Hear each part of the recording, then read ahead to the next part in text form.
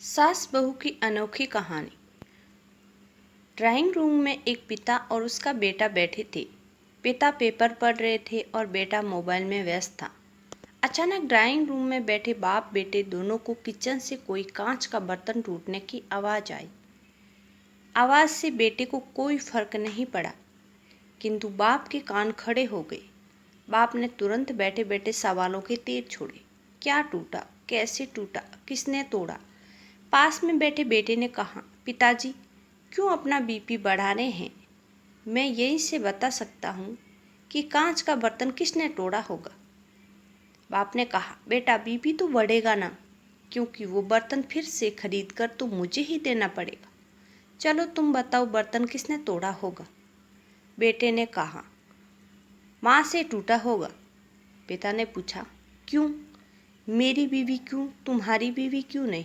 बेटे ने कहा, मेरी बीवी समझदार है। पिता का मन नहीं माना तो तुरंत किचन की ओर चल पड़े। वहाँ जाकर पूछा कि बर्तन किसने तोड़ा, तो उनकी पत्नी सामने आई और कहा, मुझसे टूटा है। क्या करोगी?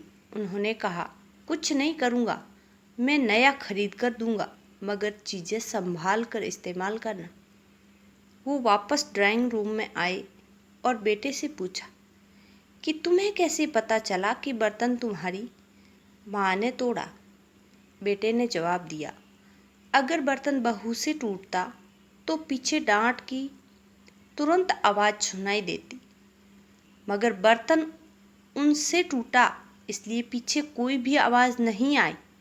किचन रूम का हाल आपको बताते हैं।